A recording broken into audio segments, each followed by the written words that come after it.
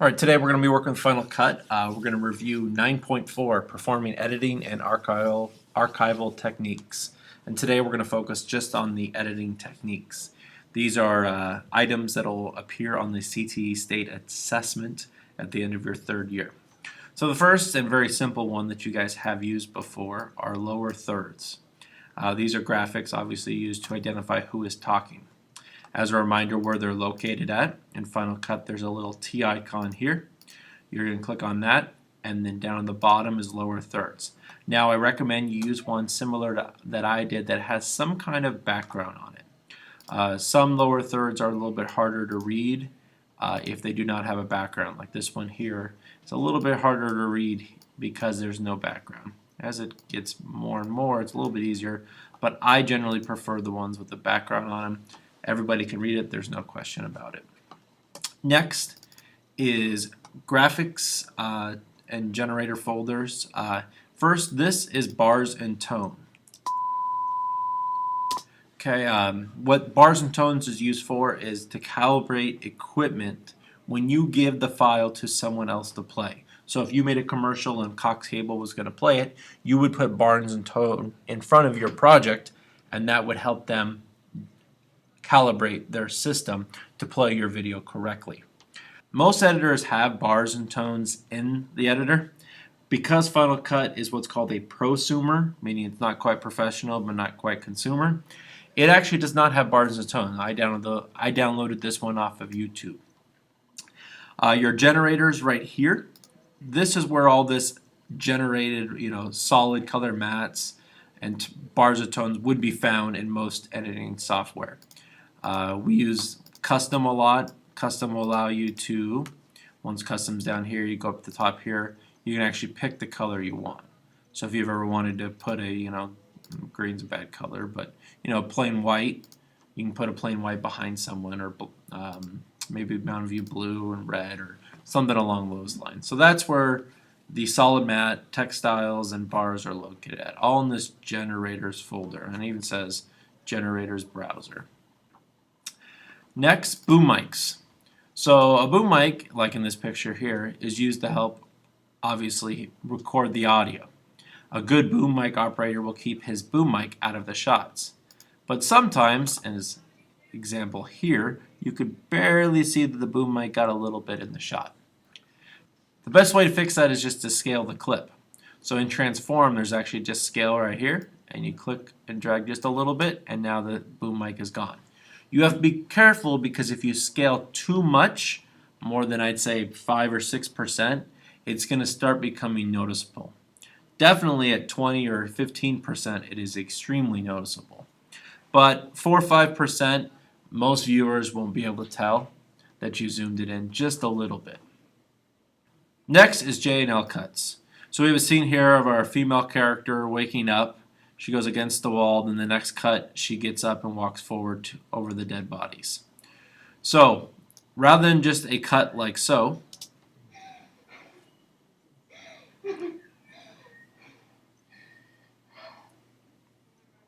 because this plays out the whole shot, you can actually do what is called a J and L cut. To perform a J and L cut, first you click and expand the audio components.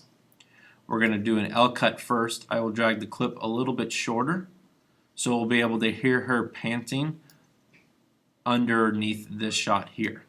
The last thing I have to do is trim back this audio here.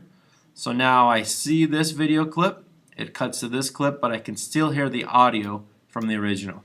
And as you can tell, it makes an L cut, L right here. So let's click that and watch this now.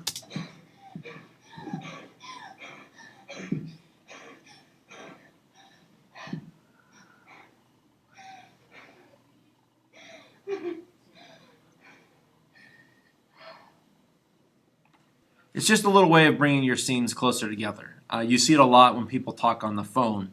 You'll see one person and hear the other. And the way they do that is with an L or J cut. My example will only really work with an L cut. I'll show you the J cut just so you can visually see it. But because there's really no audio on the second take, it's not going to sound it's not going to give you a whole lot. But now, You edit it like so, and now you have a J cut.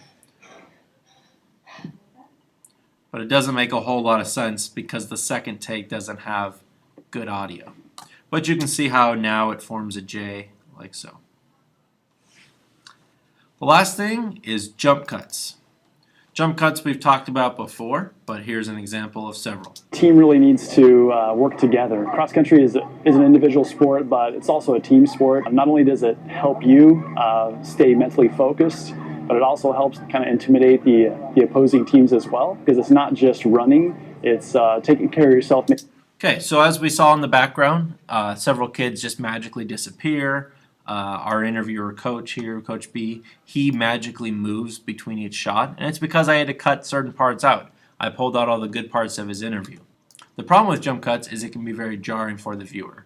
I know on YouTube it's a little more acceptable, but in video production, in the video world, we actually have to hide all these jump cuts with B-roll. And the last thing we need to cover today is transitions. Transitions are located down here in your transition browser. There are many different types of transitions, but with the exception of a few directors, very few directors use any transitions other than the basic cross dissolve. One of the most famous examples of one that is not a cross dissolve I can think of is Star Wars actually uses the clock wipe. Few use fades from left to right and from time to time if it goes with the shot or maybe the opening titles or something along those lines. But for the most part, most of your transitions will just be the simple cross dissolve. Remember when you put the cross dissolve on, if you don't have enough room, it'll ask you, it needs to create. So what it's going to basically do is trim up the edge of your shot to give you that transition. So watch my shot as it will get shorter. So now my whole project got a little bit shorter. That just allows you to have the transition in your shot. If both shots are too short, it'll have to trim up both sides to create the transition. The other transition we use in the film industry is fade to color, often called fade to black. You will use fade to color at the beginning and end of most of your projects, but also in the middle. You have to be careful though when choosing fade to color to use it in the appropriate spot.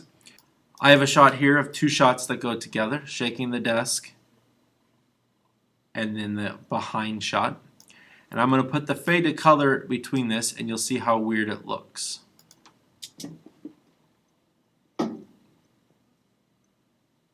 It almost feels later in the day, or it feels like he struggled with the desk for a long period of time.